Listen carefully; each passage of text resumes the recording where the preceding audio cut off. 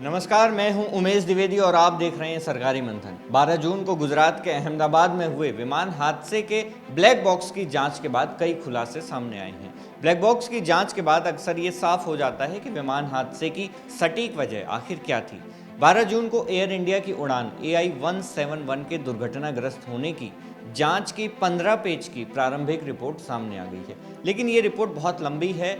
आइए हम शॉर्ट में आपको समझा देते हैं कि इस रिपोर्ट में आखिर क्या क्या लिखा है। दोस्तों, पहले पॉइंट में पायलट और विमान की स्थिति के बारे में बताया गया है, जिसमें लिखा है कि फ्लाइट को पायलट क्लाइव कुंदर उड़ा रहे थे, जबकि कमांडर सुमित सबरवाल निगरानी कर रहे थे। दोनों पायलटों ने पर्याप्त आराम किया था और उड़ान से पहले शराब की जांच यानी ब्रेथलाइजर टेस्ट में पास हुए थे। विमान की मेंटेनेंस जांच भी समय पर हो गई थी। टेक ऑफ सामान्य था और विमान 400 फीट की ऊंचाई तक पहुंच गया था। दूसरे पॉइंट में मुख्य समस्या के बारे में बताया गया है, जिसमें लिखा है कि टेक ऑफ के तुरंत बाद विमान के दोनों इंजनों के फ्यूल कंट्रोल स्विच जो रन यानी चालू स्थिति में थे, 1 सेकेंड के भीतर कट ऑफ यानी बंद स्थिति में चले गए। इससे दोनों इंजन बंद हो गए, जिसके कारण ये 4 दशकों में भारतीय एयरलाइन की सबसे बड़ी दुर्घटना बन गई। कॉकपिट वॉइस रिकॉर्डर में एक पायलट को यह पूछते सुना गया कि तुमने फ्यूल क्यों बंद किया, और दूसरा पायलट जवाब देता है कि मैंने नहीं किया। दोस्तों, ये स्पष्ट नहीं है कि कौन सा पायलट क्या कह रहा था। तीसरे पॉइंट में फ्यूल स्विच की स्थिति के बारे में बताया गया है, जिसमें लिखा है कि मलबे में फ्यूल कंट्रोल स्विच रन स्थिति में मिले।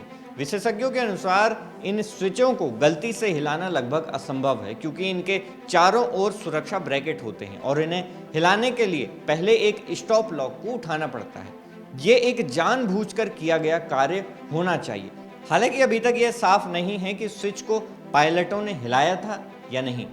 चौथा पॉइंट है फ्यूल स्विच का उपयोग, जिसमें लिखा है ये स्विच आमतौर पर जमीन पर ही हिलाए जाते हैं, इंजन शुरू करने या बंद करने के लिए। उड़ान के दौरान इनका उपयोग तभी होता है जब कोई इंजन खराब हो जाए या उसे बंद करना जरूरी हो। इस मामले में ऐसा कोई कारण नहीं दिखता कि इंजन बंद करने की जरूरत थी। 2018 में अमेरिका की विमानन एजेंसी FAA ने बोइंग 737 के फ्यूल कंट्रोल स्विच में संभावित खराबी की चेतावनी दी थी, जो बोइंग 787 के स्विच डिजाइन के समान है, लेकिन ये केवल एक सलाह थी, कोई अनिवार्य आदेश नहीं था। इसीलिए एयर इंडिया ने इसको सीरियसली नहीं लिया और इसकी जांच नहीं की। विमान के रखरखाव रिकॉर्ड में 2019 और 2023 में इन स्विचों को बदला गया था। हालांकि 2023 के बाद फ्यूल स्विच में कोई खराबी की शिकायत दर्ज नहीं हुई थी। अंतिम पॉइंट ये है कि इंजन बंद होने के बाद विमान का रैम एयर टरबाइन यानी कि रैट तुरंत चालू हो गया और ऑक्सिलरी पावर यूनिट यानी कि APU भी शुरू हो गई थी। ये दोनों आपातकालीन बिजली स्रोत हैं जो तब काम करते हैं जब मुख्य इंजन बंद हो जाए। रैट हवा से बिजली बनाता है और APU एक छोटा टरबाइन इंजन है जो विमान के पिछले हिस्से में होता है।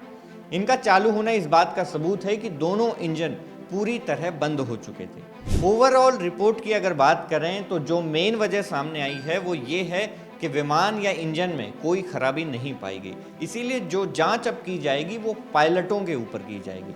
अंतिम रिपोर्ट जो करीब 1 साल में आएगी इस बारे में और जानकारी देगी, क्योंकि विमान के टेक ऑफ के बाद अचानक दोनों इंजनों का फ्यूल स्विच बंद हो गया, जिससे इंजन बंद हो गए और विमान क्रैश हो गया। ये स्विच अपने आप बंद नहीं हो सकते और जांच में अभी ये पता लगाया जा रहा है कि ऐसा क्यों और कैसे हुआ। पायलटों की कार्रवाई पर सवाल उठाए जा रहे हैं, लेकिन अभी कोई ठोस निष्कर्ष नहीं निकला है।